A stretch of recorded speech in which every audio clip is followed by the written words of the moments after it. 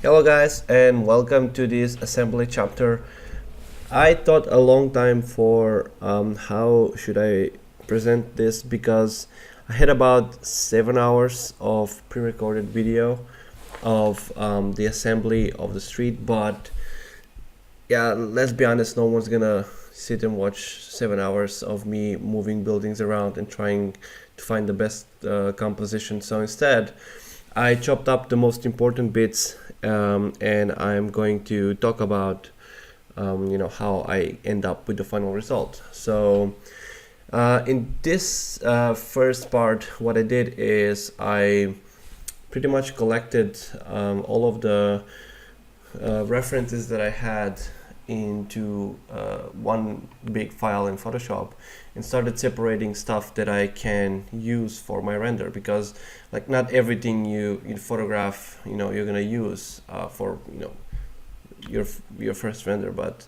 there are references that you can refer back to in future projects as well. So it's good to have, but not everything is useful. So as you can see, I start marking in Photoshop what can I use, and then going back to my scene file, as you can see, I already imported all the buildings that we modeled separately in the previous chapter, and at this point I only worry about the first few buildings on the street, because as the things go in depth, you start losing a lot of details because it's going to be in defocus, and the overall theme for the render was Dublin, inside of a Blade Runner kind of universe. So the visual cues for that would be rain. Like one of the first things that comes to mind is like Dublin is a place where it rains a lot, so everything pretty much is going to be wet and reflective, and that influences how I model and texture things as well. So here I started modeling the sidewalk, and what I did with this one is following the reference on my second monitor. What I did is, as you noticed, I did a tear off copy, which is a function in Maya for, you can take any view that you have and you can tear it off as a copy, basically, and you can put it on a second monitor. So while you're working, you can always refer back to the original camera, so you can see how things look from the point of view of the camera. Because a lot of times, a lot of details you put, they may not even show up. So it's not really worth it to kind of spend all your time on stuff you're not going to use. So I have that on the second monitor, and what I decided to do with this is pretty much take a section of this and make it tileable. So the idea was, I'm gonna take like 5 or 6 of these, and I'm gonna UV them and sculpt them in ZBrush, and then pretty much repeat throughout the street, and you won't be able to notice that they're the same, because after 3 or 4 repetitions, 3 or 4 different pieces, you tend to lose the repetitive feel. So a really cool trick that I did for this one is I UV unwrapped the low poly, and then I subdivided it in ZBrush and sculpted and textured in Substance Painter. And then when the camera is close to the all the objects that are close to the camera, I actually did a decimated version from ZBrush, which saved me a lot of displacement time, and because my texture can go across the low poly and high poly, for the for the tiles that go along the street, I actually use the low poly version but the same texture and same normal map. So uh, they they look detailed in the distance. So that's one way to save on memory, and like especially when you're dealing with this kind of big heavy scenes, you would like to save as much memory as you can, especially with the render like Redshift, which is fully GPU based. It's very easy to go out of VRAM with a big scene like this. So keep that in mind. So here's what I'm doing is I'm separating the top from the side pieces of the sidewalk because I want to have like indentation. So and the best way to do this is of course extract the pieces, because I'm going to be using tileable textures to texture the floor and the street and all that kind of stuff. So unwrapping everything, it's really not needed if you don't see it from the camera. And if I separate it, I can use a planar mapping basically, and it's gonna tile perfectly. So it's gonna save me a lot of work. So here, just checking my work with the Redshift progressive rendering. It's very, very easy and very, very useful to have this kind of tool.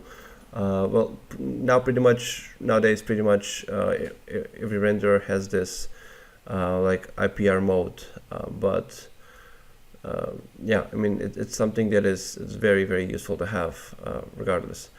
So yeah, here I noticed that the size of the sidewalk pieces were a little bit too big, so I kind of scaled them down a little bit. And I noticed a lot of the small alleys in Dublin have this bent feel. I'm guessing it's probably so the water can can slope down in the corners where you have this sewage systems stuff. So I kind of introduced that a little bit, and it actually worked pretty well at the end. So in a second here, we're gonna jump to UV layout. It's a software that I haven't really showed before, but it's something that I use all the time. It's very, very easy. And like Maya's UV tools, they came a long way in the last couple of years, especially with 2017 and 18. But for some stuff, and I'm a creature of habit, so I use UV layout for many years, where my my whole workflow is based around that. So even now, when I do have the opportunity to use Maya, for example, I oftentimes, even by without even thinking, I just export my models and go to UV layout. It's one of those tools that you learn it once and you pretty much never look back. And it's actually pretty cheap. It's like, I can remember it was like around 200 euros for a freelancer license, if I'm not mistaken. So it's very affordable. And very, very easy. So yeah, pretty much still doing the same thing, just duplicating the sidewalk pieces around. And every time I have a door or like a garage or something like that, if you notice that I would use these pieces that have a slope. So if you have like a car or something, it can easily go in. So yeah, I mean, these kind of details really add up to the realism, and it just show that you care when you do your work, or small stuff like this, like ventilation shafts and like drain systems. they're not like a huge deal, and in this kind of a busy scene, you're probably not gonna notice a lot of them. But you know, if you show this to someone who is gonna judge you on how good is your work, they will be very, critical about it, and they will, go and notice this kind of stuff. So it's always good to have, and plus it's a lot of fun for me to, kind of just zoom in into the references that I shot, and just analyze them and see like what makes a street. So it's a nice exploration game. Yeah, and then of course, every time you make something, don't forget to just go back and add the little bit of irregularities, and just bend it, twist it a little bit, because if this thing is like laying on the street, it's probably gonna get stepped on and kicked around and stuff like that. So it's gonna get some damage, and so it's very important to get these kind of details. It makes the whole thing looks a bit more natural, and less CG.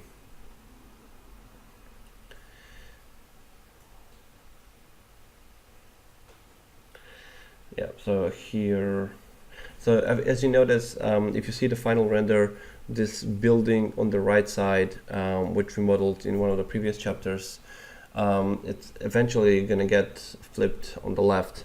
So that is why I decided to show this like this, because the majority of the work is done when you finish modeling all the assets. And for this render especially, I didn't really do too much. Like I had like a couple of buildings modeled, and a few of the props that you saw me model on the video, and a few more that I did that I did off camera. But that was pretty much it. The rest was really playing around with playing around with light and color, and see what works and what doesn't. So yeah, a lot of time was spent on modeling small pieces to support like metal structure to support the ad, like the huge ad that I have in the back, or like a construction that supports the neon signs and that kind of stuff, which is not terribly exciting to watch. And then when all that was done, even more time was spent on just pretty much grabbing the buildings and moving them around, because I was not really certain where I'm gonna end up with this. So I changed the camera quite a few times, different angles, different focal lengths. At some point, I even shortened the whole street down to half size, just to see if that's gonna make things look better or worse. So those are the things that I skipped, because it's just a lot of fiddling around, a lot of trying to see what makes sense. Is you can't have like industrial building when you can, but usually you don't have industrial building next to a bar, and then a sci-fi noodle shop or whatever next to it. Usually there's a little bit of logic to things in real life. So I was kind of experimenting with the position of the building, and that's why I decided to have the pizza bar right next to the pizza place right next to the bar, because it would make sense if if something like open late at night, so you go out of a bar and you're hungry and like, oh, where can I go to eat? And magically there's a pizza place right next to you. So here is UV layout. As you can see, I was trying for a long time to unwrap these pieces in Maya, and for some reason the algorithm was just being confused about the length of it. And I brought them to UV layout and just did a quick relax, and it just snapped back to, snap back to shape, which is very, very easy. So moving in ZBrush, this was really the only few pieces that I sculpted. Like pretty much the whole render was hand modeling and like box and edge modeling, but not really. Nothing was really sculpted apart from these few. So this was nothing. It's nothing like crazy going on about these pieces. It's like I used pretty much like two brushes, the move brush and the trim dynamic, to sculpt all of these details, because I knew that these will read in silhouette mostly.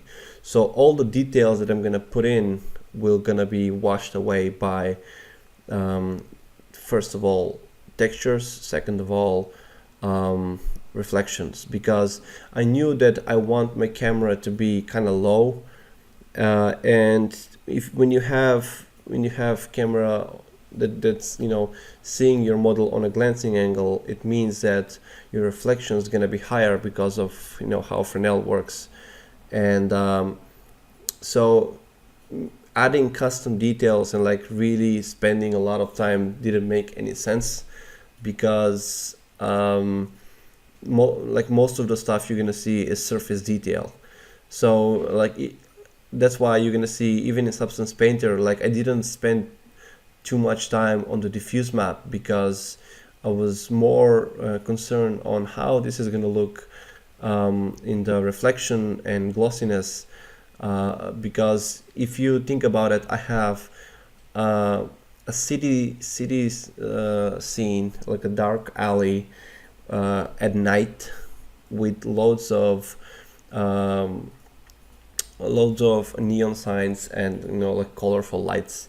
So pretty much all you're gonna see is a black stone with purple and pink and green and whatever reflections on it, because you're not gonna be able to pick up a lot of the diffuse color.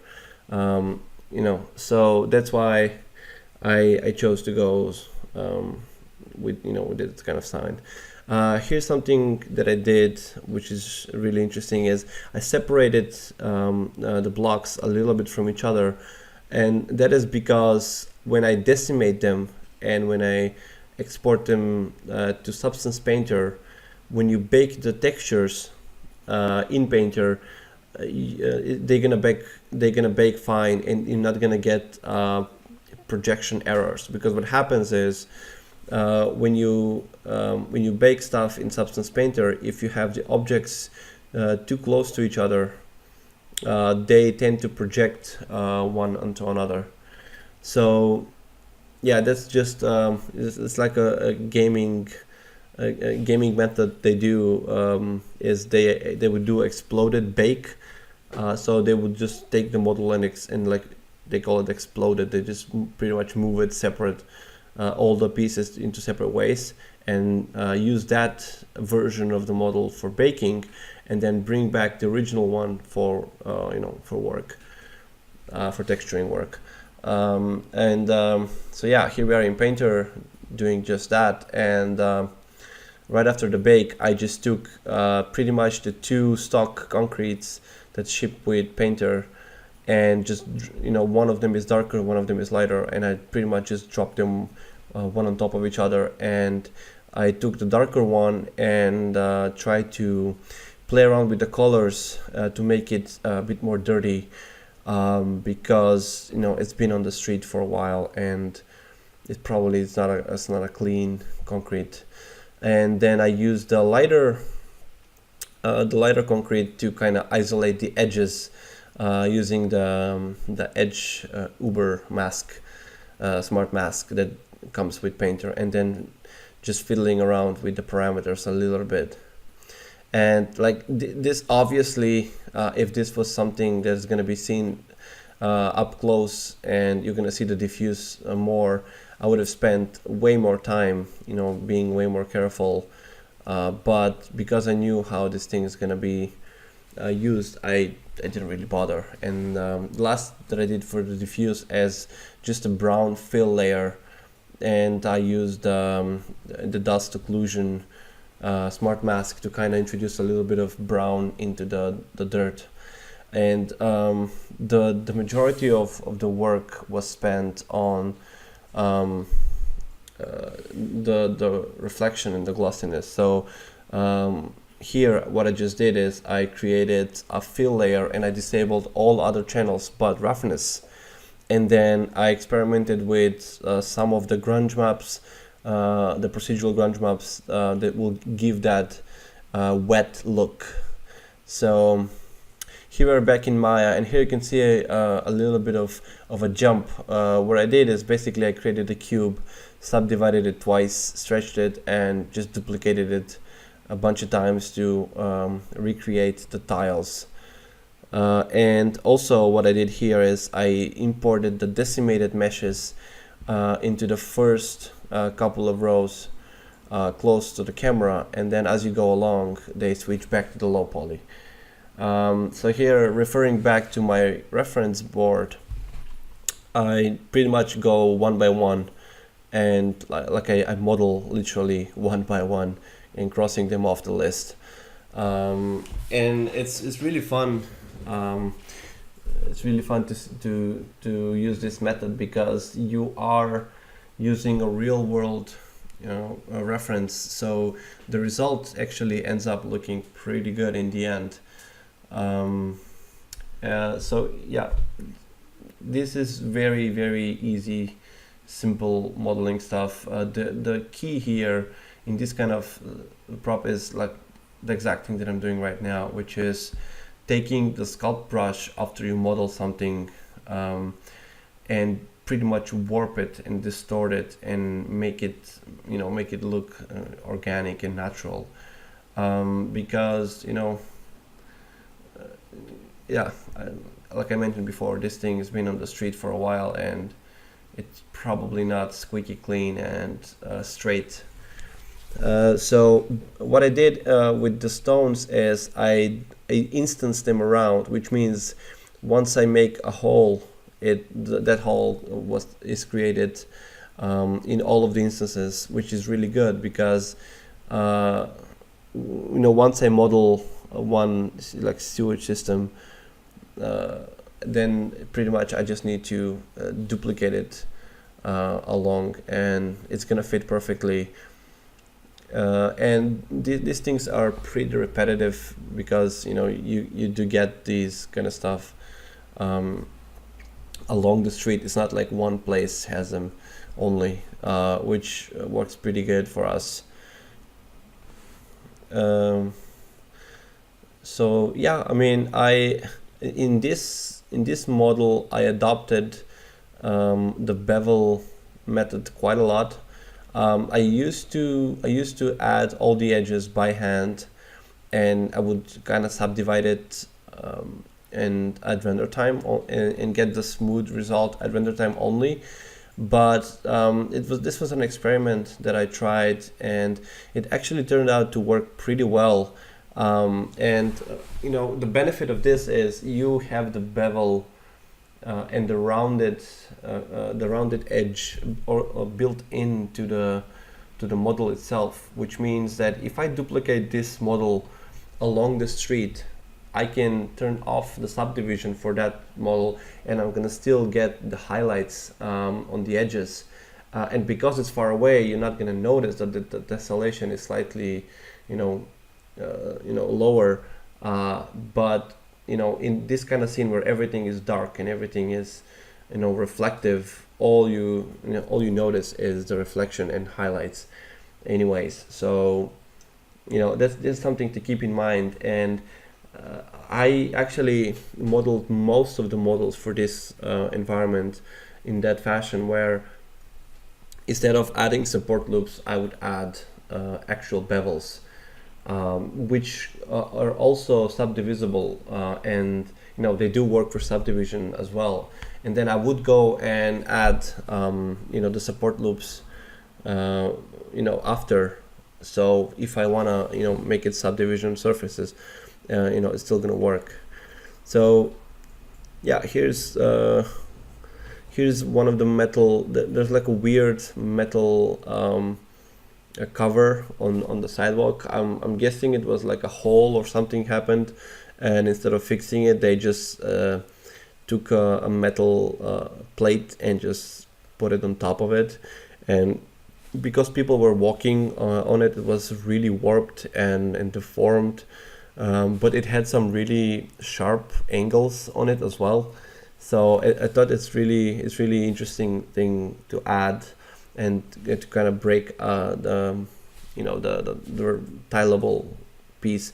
And that's one of the things that I do often is, if I have a tileable texture, let's say, that I'm going to use for the sidewalk, I would pick a spot that is really visible in the camera, and I would add something to it, like add an object, or add a shadow, or like a light gobo or something that's gonna break break the repetition. And when you look at the render, like the image as a whole, you're not gonna notice the repetition as much, or even at all, if I done my job correctly.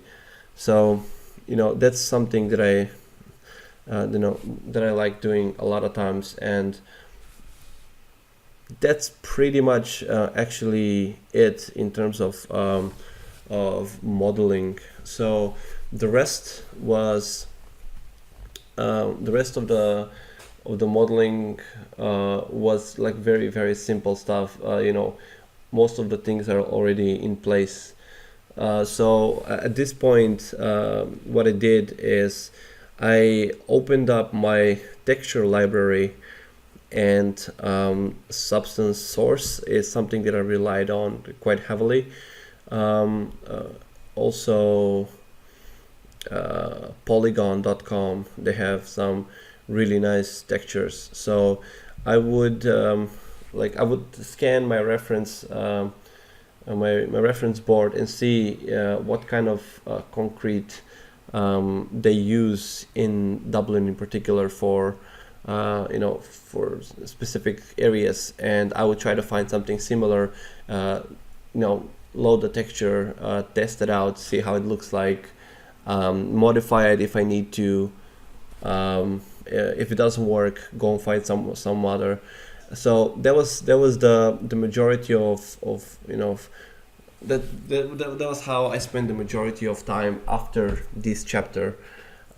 So that's why I decided not to include all of that, because it's just pure testing, and it's not really useful stuff to watch, to be honest.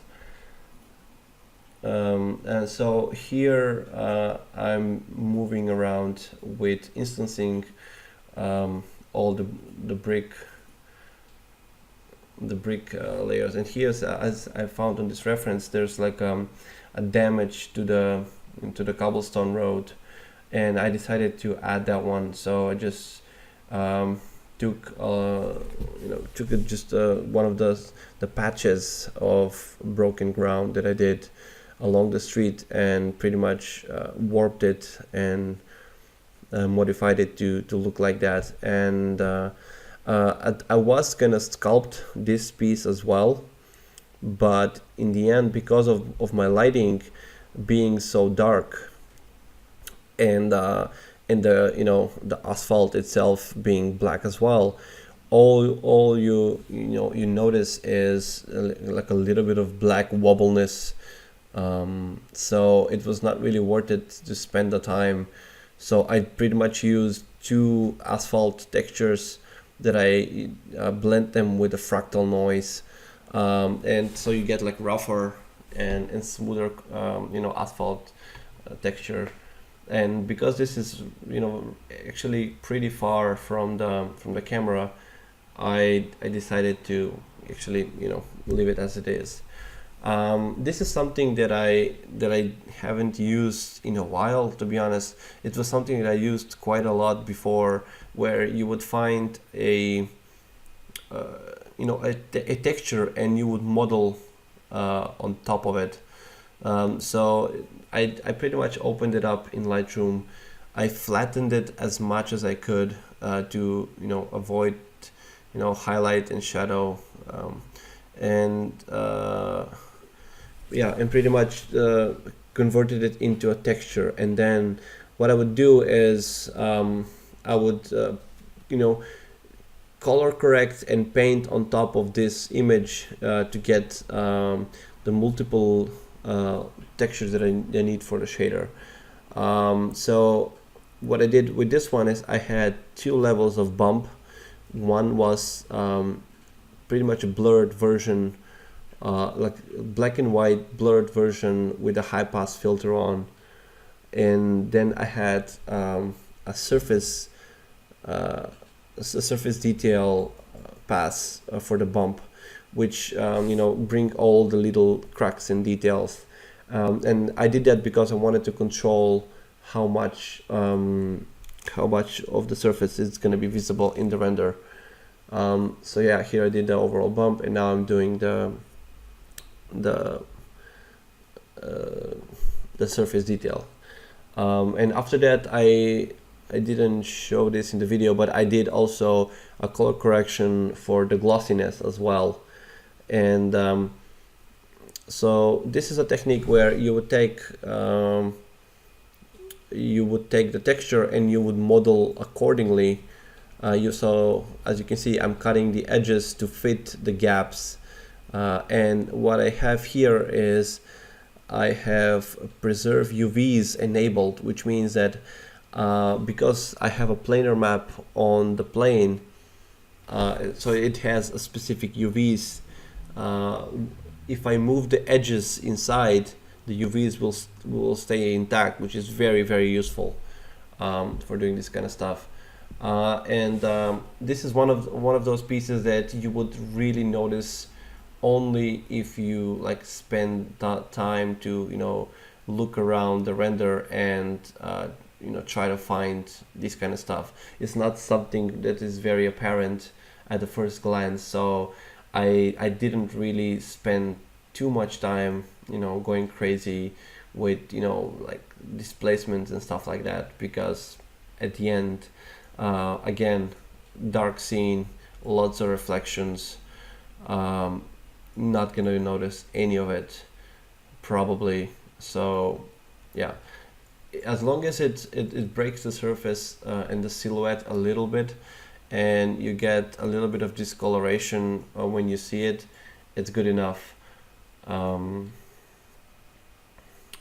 So wrapping this up, and as you can see, when I place this and when I assign the shaders, and when all the reflection and stuff kick in, you pretty much don't even see a lot of these detail, but it's something that it's important to have.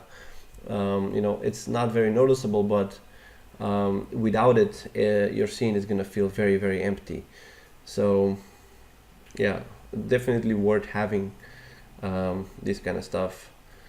So here I just took for the ground of the sidewalk, I had two shaders that I used in a blend. So I had like a standard rock / concrete texture, and then I had the tile, and I used a couple of different masking techniques like curvature maps and ambient occlusion and stuff like that to kind of break up the tiling a little bit. So you mostly, in the final render, you're gonna mostly see the tiles showing, but in areas where things go where it dips in, or where they have like a twist or something like that, you're gonna see some of that rock texture showing through. So here is me just importing all of the maps that I created in Photoshop. And one thing that's very important is make sure that your roughness map and your roughness or glossiness, depending on your render engine, should be linear and not sRGB, because your render engine expects to see a linear image. So that's pretty much for this chapter, guys. I hope you like these videos, and if you do, let me know what you think, and I hope I'm gonna see you in the next chapter. So take care.